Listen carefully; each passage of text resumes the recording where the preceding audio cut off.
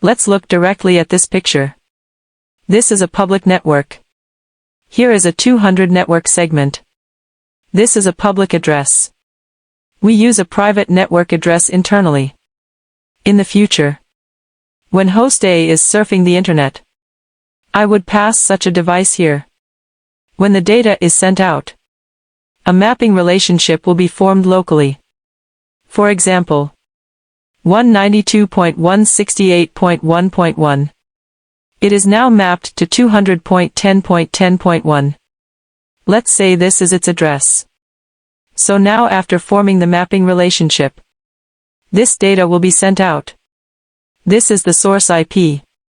When a server on the public network receives reply packet to data, reply packet words, swap source IP and destination IP, it replies to this public address. Then this data will be replied to this interface of this device. Since this data is not sent by this router, it has to be viewed locally. Did someone just go online with such an address?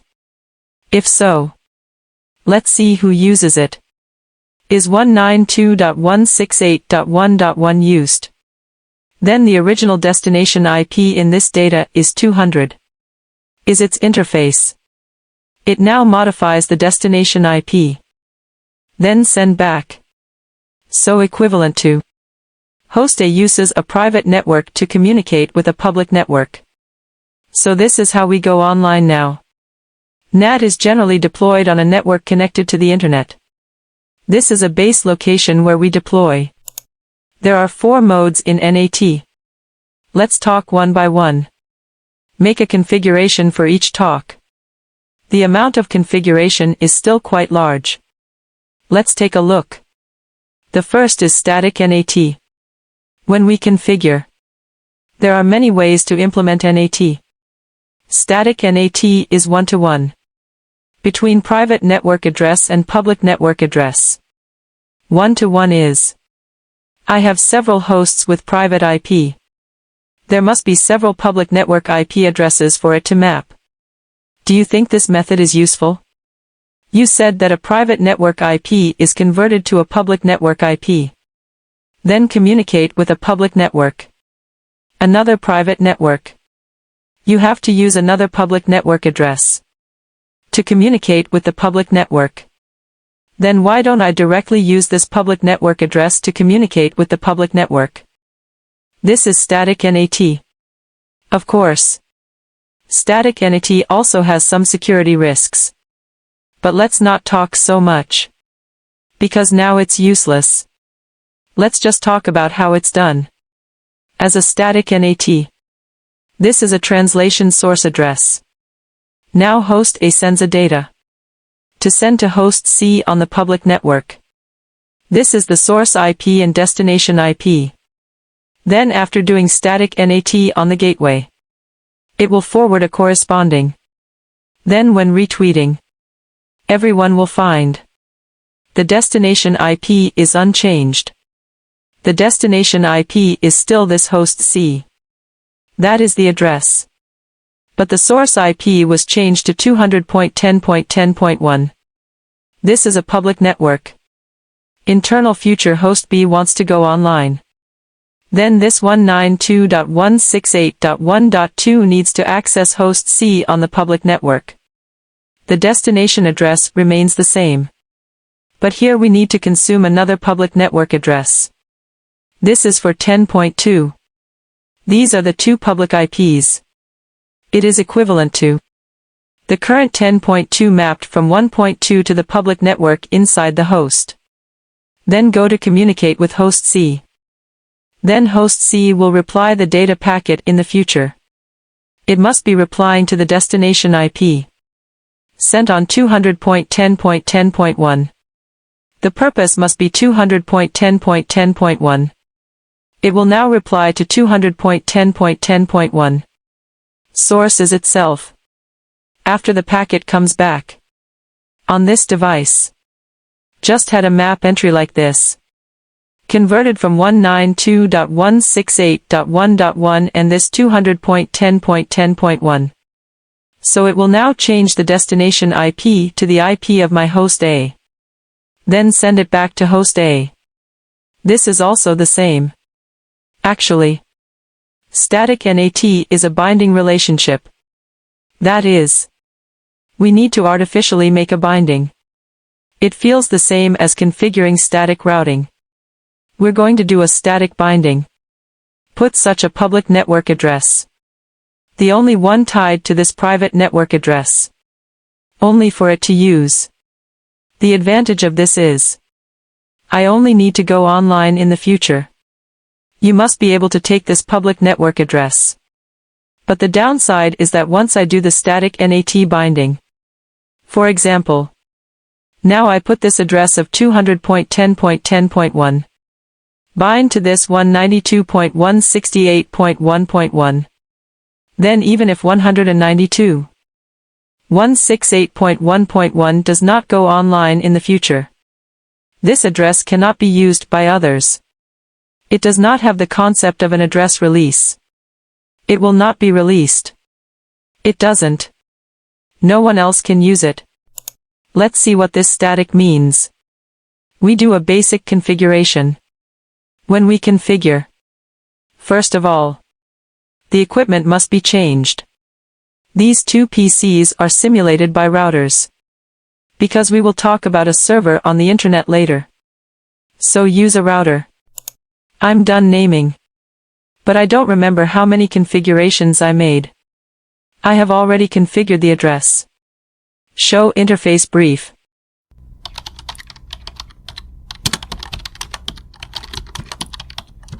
Okay.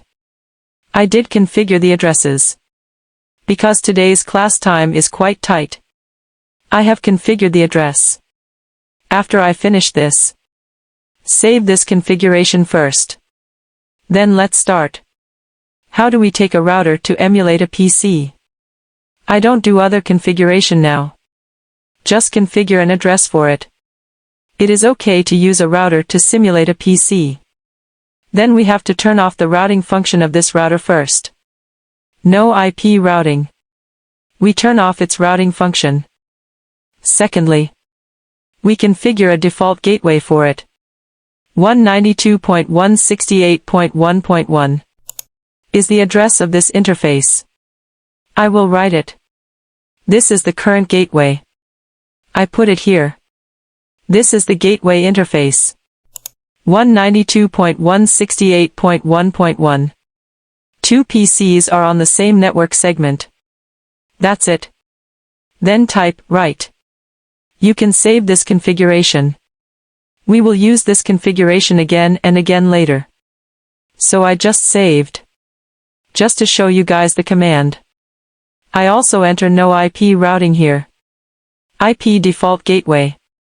192.168.1.1. Manually configure the gateway. It's like a PC. I manually configured a gateway for the PC.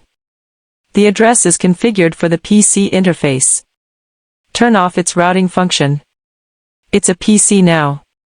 As a router, you turned off its routing function.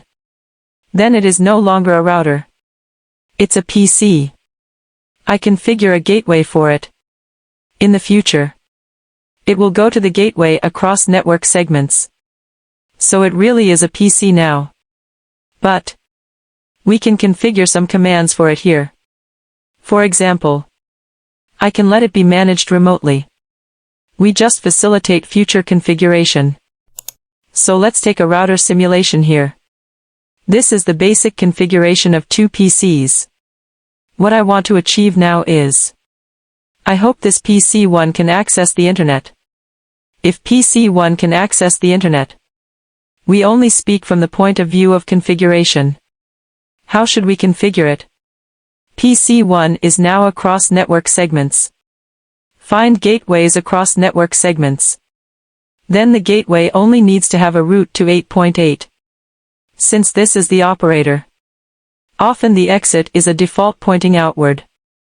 Logically speaking, this address on the public network will not reply packets to the private network. We have a plan. from a configuration point of view only. Of course I can write a link here to 192.168.1.0. Dump traffic to the gateway. Gateway is directly connected. Just send it here. But what we're talking about today is, we want to access the extranet. For the public network, it will not write a static point to the internal private address segment. We cannot perform corresponding routing configuration on this device today. We are going to implement PC1 Internet access. And the ISP passes it back, which is equivalent to, there is no route to 192.168.1.0 in it. Then it needs to communicate with PC1 through other means. First send the traffic to the gateway. This is our need. Let PC1 go online first. We are also like this in reality. The gateway must first have a static route pointing to the operator. The operator will not have a static point to our. But we want the route to point to it. IP route 0.0.0.0 0.0.0.0. The next hop is 100.1.1.2. After pointing out, the data can go out anyway. But does the data come back? We have to do static NAT on the gateway. Let's take a look. Let's open this first now. After opening, let's ping the PC first. Can you guess if this data packet from the PC can be sent out? I visit this 8.8. I have already configured the address in the operator. Can I get the data packets sent by PC1 under this interface? Let's ping here. Ping 8.8.8.8. First of all, we don't care if it works or not. Can I get the packet? Let's take a look. Now the data seems to be out. Did you discover it? We get the packets here at the operator. The packets I get under this interface. The obtained data packets can be clearly seen. Now there is a 110 sending data to 8.8. But 8.8 didn't return it. So it doesn't work now. That is, when the data goes out now. Since it is a private network address, there is no private network route on the public network. So it can't communicate. We have to configure it to come back. Do NAT on the gateway. We make a static binding for it. So the premise we are doing this must be, make sure the gateway and PC are able to communicate. It must work. Because the packets are out. So we are now doing static NAT mapping. In Cisco, no matter what kind of NAT you do, there is a command that must be entered. IP NAT inside source. No matter what NAT configuration you do, this command is necessary. This is a fixed configuration. We now do static configuration. I enter a question mark. There are 3 types. We use this static today. The route map is called the strategy level. UNP will learn it. This list we'll see later. Let's look at this static first. Enter a question mark after. Inside local IP address will appear here. That is, now you can enter whoever you want to access the internet. I want this 192.168.1.10 to go online now. I just type 1.10. Enter another question mark. Then, inside global IP address, appeared again. For example, the network segment that is now connected to the operator is the 100.1.1.0 network segment. Suppose I have an address 100.1.1.3. Assuming this address is what I bought from the carrier. This address must be directly connected to the operator. Must be in a network segment. Otherwise, there is no way to use it directly. We can't just make up this one. Because this address is not given to you by the operator. If you configure this externally, over there is not acceptable. So, the public network address is not something we can use casually. If you use it indiscriminately, no one will use PPPoE. We also don't have so much technology. Everyone can use whatever they want. Then it is no different from private network. Addresses running on the public network cannot conflict. 100.1.1.3. I hit enter. I have now entered a static NAT. I mapped the internal 1.10 to the external address I bought. 100.1.1.3. And in a static way. But the configuration of light input is not enough. Cisco is more troublesome. In Cisco, you have to specify the internal network interface and external network interface. Now the data flow is like this. PC1 sends data. Come in from this interface of the gateway. Then go out from this interface of the gateway. Then this interface will be an external network interface for you to do NAT. This interface will be an internal network interface for you to do NAT. So you need to be under these two interfaces respectively. Indicates that they are the interfaces used in NAT. So we now first enter this E00 interface. IP NAT outside. This is my external network interface for NAT. After we enter this command, it will be stuck for a while. Wait a minute. Anyway, this command will get stuck every time it is entered here. So don't think it's a problem with your own equipment. Now 00 is outside. 01 is inside. That is, when you do address translation, which is the internal network interface, and which is the external network interface. That's what I mean. Okay. Then enter the 01 interface. IP NAT inside. And we're back now. To view the mapping table. Show IP NAT translation. Now this is called NAT mapping table. In the table it says inside local. That is an internal private network address. This is 192.168.1.10. Maps to this external 100.1.1.3 here. Then we describe the process. PC1 wants to go online now. It accesses 8.8.8.8. Cross network segment. Find gateways across network segments. The data is sent to the gateway here. Since this interface is the internal network interface of NAT.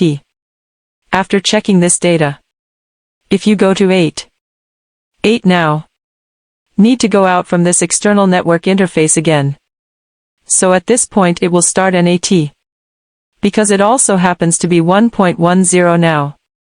After the data comes in, the gateway knows that it was sent by PC1. PC1 wants to go online. Then this static NAT will take effect. So the start of NAT needs three conditions. First, must come in from the internal network interface. Second, must go out from the external network interface. Third, there must be this corresponding representation in the NAT table. Data to go out. Then once the data is now out, can you guess PC1 can ping 8.8 now? Let's verify. 8.8.8.8. When pinging, we get a packet here. I'll put a mark here first. Wait a minute to see what message is sent if it is connected. Look. Here's a dot and 4 exclamation points. This proves it works. After we pass, we will suspend. Let's take a look at this message. It didn't work. Originally, this packet was sent from 192.168.1.10 to 8.8. Now this is sent from 100.1.1.3 to 8.8. So you see that 8 replied to 100.1.1.3 with a packet. Because 8.8 is a device of the operator. It has a route about 100.1.1.3 on the device. That is the 1.0 network segment. Because it is directly connected. So it has such a route. With routing it can reply packets. Original no reply packet. It is because it does not have the root of the private network IP. So no reply packet. Then you will find. Now the source address has been modified. Changed to public address. Let's do a simple demo. I'll talk about other things later. I won't get data packets for everyone. Time is tight. If you are interested, you can try it yourself after class. Now the entire Ethernet communication must use ARP. It's a stipulation of the agreement itself. Okay. We just finished talking about static NAT. Let's talk about something else. We are now online normally. After going online normally, we can look at a parameter on the host just now. Show IP NAT. Let's take a look at the mapping table just now. This is a static mapping. Mapping from an internal address to an external address. In fact, static NAT is a two-way mapping. That is, whether from the inside out or the outside in, it is all mappable. So, as a static NAT, even if internal hosts do not access the internet, once it is bound to the address of the external network, then this public network address cannot be used by others. So it's very unoptimized. So can we optimize static NAT now? For example, now when I am doing data access, if I want to use this address, I will take it and use it. If you do not use this address, I'll return it for someone else to use. It's okay too. We have a method called dynamic NAT.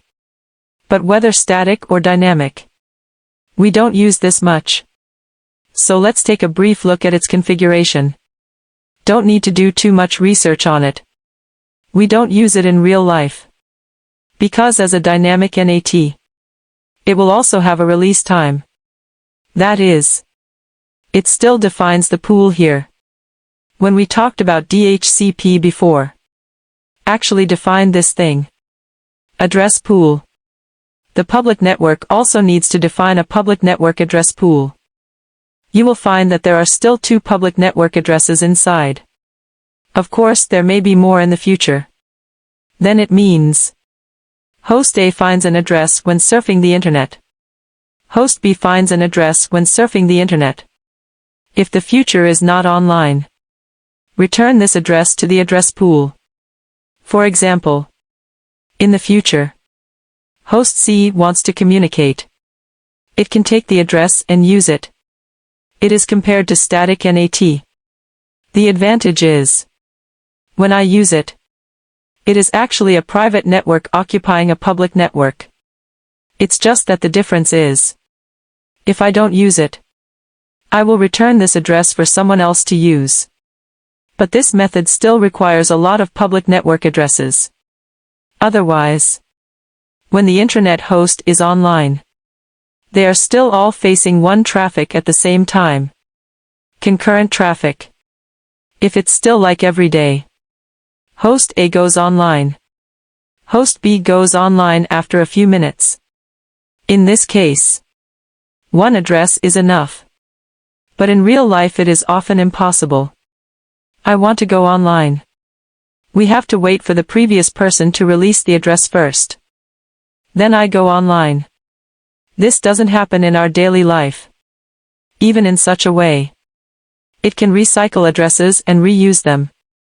But for the high concurrency traffic in the current network, it is far from meeting our current configuration requirements. We won't use it in practice. So let's configure it. We mainly look at its configuration direction. No matter what kind of NAT, both the network ingress port and the network egress port need to be configured. The ingress and egress ports are the two interfaces 00 interface and 01 interface. We should have configured. Actually, we call dynamic NAT many-to-one or many-to-many.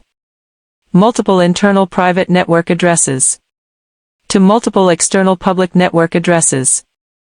We dynamically make an allocation. And for NAT, it needs to be used in conjunction with ACL. ACL and NAT can be used in combination. Like static NAT. You don't need to use it in combination. By default. If this ACL does not define, then it is assumed that we have not obtained any data. NAT will only convert the matching data for ACL.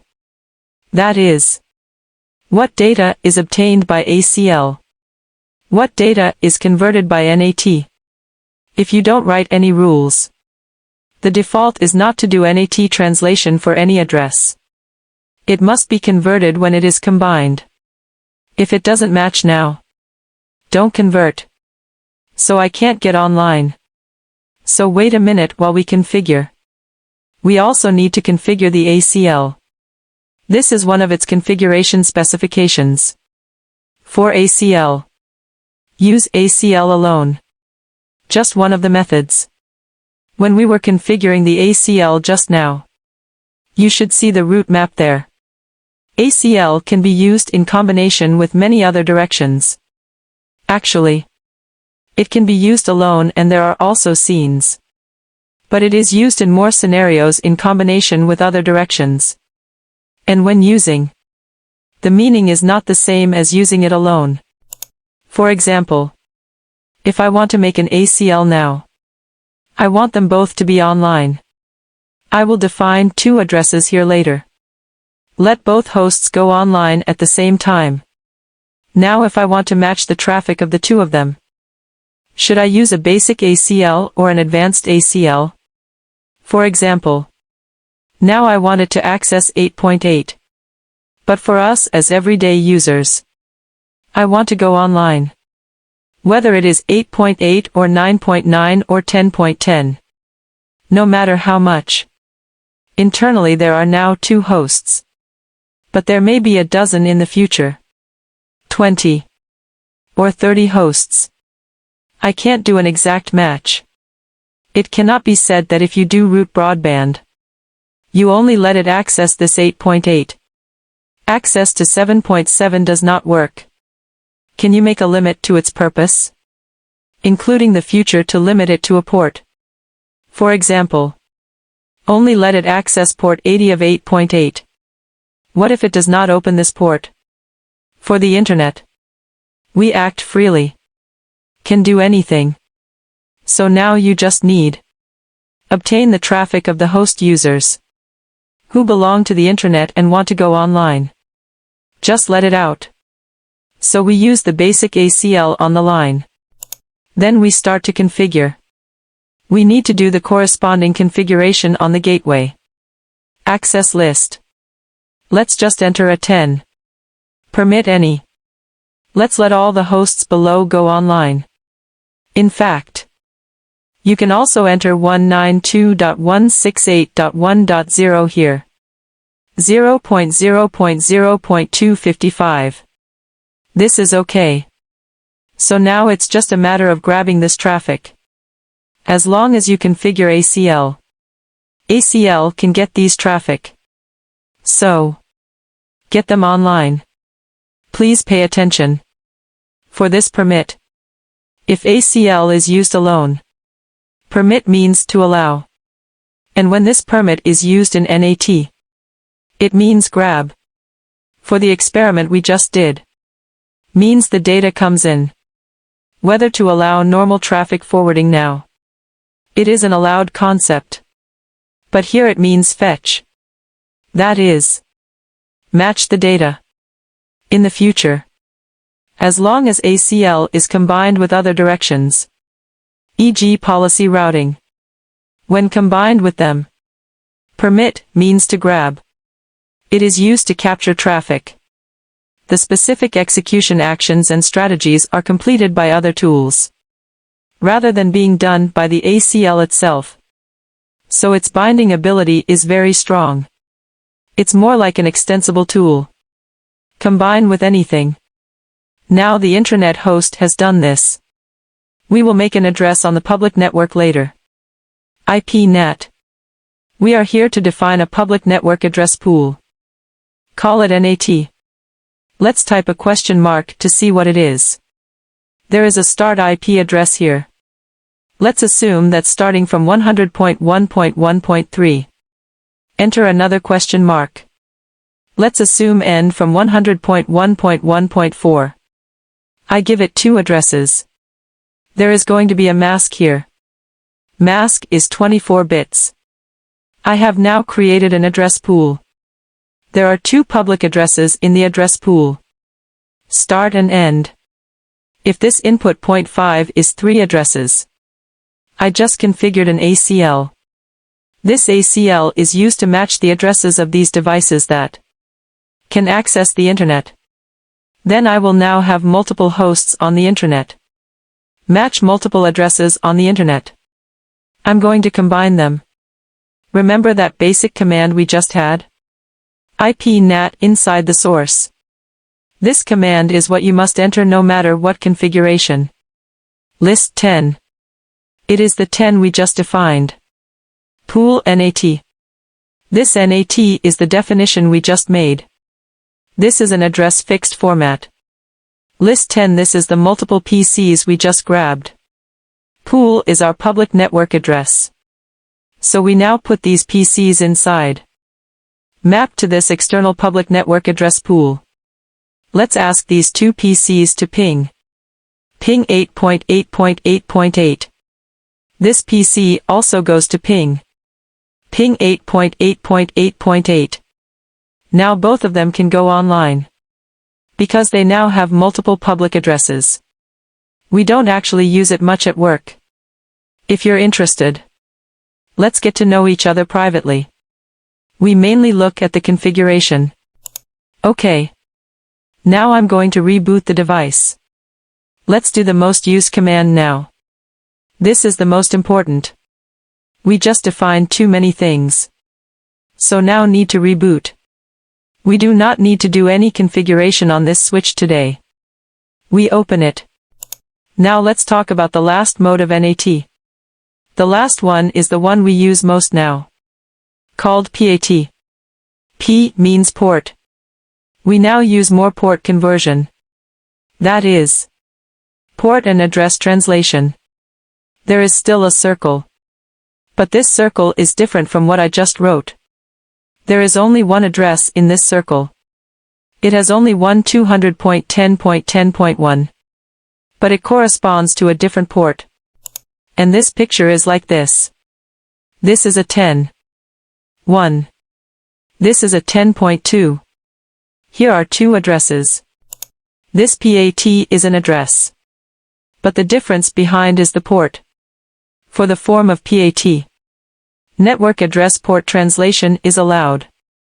Multiple internal private network addresses now. Different ports map to the same public network address. This is a concept of it. Allow mapping like this. This is what we use now. An external public network address. Multiple internal hosts use one address. But using a different port. That is, modify both the address and the port. Because for the port, its overall range of variation will be greater. I said before, there are 65,535 ports in total. Let me tell you about the number of ports. That is to say, we actually use this form now. Whether at home or at work. In fact, this is the way. Multiple hosts. Address and port conversion at the same time. So let's take a look at how it communicates now. Now internal host A is 1.1. When it visits host C in the future, it will have a local random high port. Greater than 1024. For us now, it locally takes its own address plus a high port. Go to port 80 of 100.1.1.1. Prove that it is accessing its HTTP service. When it is accessing, there will be a public network address at the exit. 200.10.10.1. When the data goes out, it will send port 1025 originally from the address 192.168.1.1. Convert to port 2843 of such a public network address. Then the destination IP and port remain unchanged. Sent to host C. After the host receives it here. Swap source IP and destination IP. Swap source port and destination port. Reply traffic to port 2843 of such an address. When the device now receives the data from the public network. When it accesses the local port 2843. Then it checks the mapping table just converted. It will convert this data back to port 1025 of 192.168.1.1. Which is equivalent to the variables in it except the address. Actually added the port. Then you will find, due to different ports, we can then distinguish traffic from different PCs. Even if the internal host B generates the ports starting with 1025. No problem. Because the ports that may be generated by the two hosts are the same. But when the future is converted, the external port will never be the same. Because there will be some port records on the device. Will be stored in the mapping table. Now this port has been used for port 1025 of internal host A. Then in the future other devices want to go online. Also use its address. But with its different port. When we record in the device. Is to take the address plus port. Map address plus port. As long as this variable is different. We can uniquely locate such a data. And then convert. Equivalent to a larger convertible space. So it saves our IP address even more. There are two methods we most commonly use now. It can also define a public network address pool. For example, I can also have 10.1, 10.2, 10.3 etc. This is also possible. In the address pool. Data sent by hosts. First take the first address and different port. First run out. Make a second one. The second is exhausted. Get a third. You may ask. How can it be possible to run out of 65,535 ports? Generally speaking, there are about 100 people in the company. Almost can exhaust so many ports of an address. You should know. A port is not a device that only generates one mapping. Now the same device has many programs open. For example, listening to music, watch a movie, playing games. Now overall, a device may have dozens of processes accessing public network services at the same time. It consumes dozens of ports for accessing the public network. How do we judge the mapping? As long as the device wants to access the public network address, plus port is different. It will have a piece of data out. When the data is sent out, a mapping will be generated. Therefore, our daily internet consumption consumes a lot of ports. For enterprises, it's almost the 100 people I told you. Basically, a public IP port is almost used. Of course, if there is not much demand for internal internet traffic access, you may find that 200 or 300 people are enough. But if your daily demands are too high, about 100 people are almost exhausted. So sometimes we will define the public network address pool. But for the vast majority of small and medium-sized companies, none of us do it this way. Because the public network address has to be bought. It still has a cost problem. So what we use most now is, although there is no public network address pool, but it has a public network address. The outbound interface that RA is now connected to the operator is a public network address. Then I will no longer define the public network address pool. I just use this interface for conversion. For example, this is the address of the interface.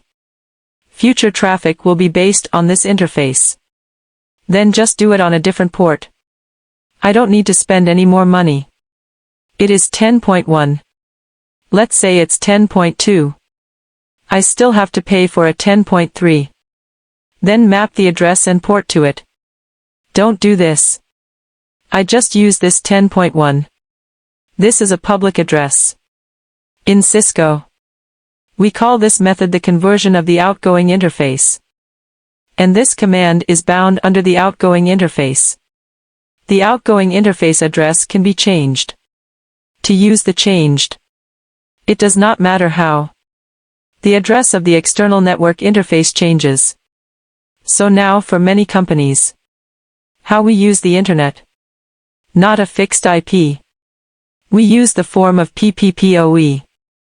Every time I dial up, the obtained public IP may be different. But this does not affect us to do NAT. Because we can use the public network interface. Do the corresponding NAT conversion. Then the interface of the device is 1.1.1.1. I just use the 1.1 port. The interface of the device is 2.2.2.2. It dials up to get a new address. I just use its interface. Because this command is bound to this interface, rather than a fixed address. So it doesn't matter how the interface changes. Let's demonstrate. The device is now rebooted. These should all be empty configurations. No. Not an empty configuration. I have configured the address. Then let's look directly at the configuration. The full name of PAT is Port Address Translation. I first check if the command just now is saved. Show run. OK. I just turned off the router. The PC should be all set up. After setting up the PC, we are now going to configure a default route for this gateway. IP route 0.0.0.0. 0.0.0.0. The next hop is 100.1.1.2. After we enter this default route, still need to configure ACL. Access list 10. We still use the same traffic as before for crawling, or to allow the two internal PCs to access the internet. We match 192.168.1.0 this time. 0.0.0.255. It was any just now. We now match the 1.0 segment, plus a wildcard. Then press enter. We're done now. It is equivalent to getting multiple internal IP addresses. Now I'm going to map it to an external interface. IP NAT inside source. This is constant. Then I still associate it with list 10. I enter a question mark. What we just entered is pool. Defines a starting interval to an ending interval. We now use interface. I hope that the traffic will be converted to this 00 in the future. The address of this 100. 1.1.1. I want to use it. Ethernet 00. Then enter the last command. Overload. Port multiplexing. That is, after the port is used for you, it can be released and used by others. We understand now. Port multiplexing. Press enter. Then when we press enter, there is another one we haven't configured yet. Remember the 3 steps I said? After first getting this traffic, you have to convert. But there are 2 key. We at Cisco must remember. Under the interface, make sure it is an external network interface and an internal network interface. Traffic must come in from the internal network interface. Go out from the external network interface. Then match the corresponding conversion. It can be NAT. Our 2 interfaces are not set. We also need to set interface E01. Get in here. IP NAT inside. Still have to wait here. Here whether you enter inside first or outside first. Need to wait a long time. This is a habit of its overall configuration. Probably for this order. The device is a little slow to process. But you enter the second command very quickly. Maybe there is something wrong with my mirror. I haven't seen this before on a real machine. Interface E00. IP NAT outside. We are now set. After setting, it is equivalent to. Now go to ping the two PCs. See if it works. Ping 8.8.8.8. Same here on PC2. Ping 8.8.8.8. Let's get ready. Make them both a little bit at the same time. Okay. Let's see. Both work. You will find the commands we configure are different, but does not affect their communication. Show IP NAT translation. Here is our mapping table. Now you will see the contents of the mapping table. Inside local. Here are the two addresses inside.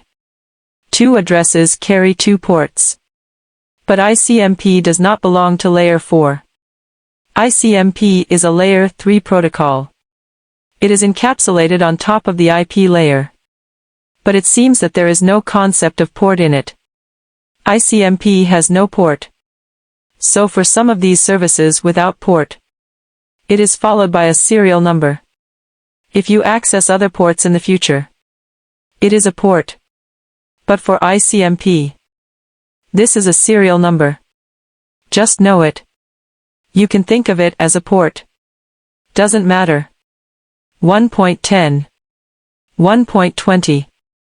You will find both PCs internally. The numbers behind them are the same. But it doesn't affect two people surfing the internet. This is what I just told you. We only need to have different port numbers of their outgoing interfaces mapped to the public network. For example, I am now going to get the internal address plus port. Map to external public network address plus port. Visit out. Future data will return to port 1 of this 100.1.1.1. Port 1 will be uniquely positioned to 1.20. So, it does not matter whether the ports of the two internal addresses conflict or are consistent. Because the outside is different, we find the internet address based on the difference from the outside. So it definitely returns exactly. So it works. Doesn't matter if it's the same inside. It doesn't matter if you repeat. We are looking outside.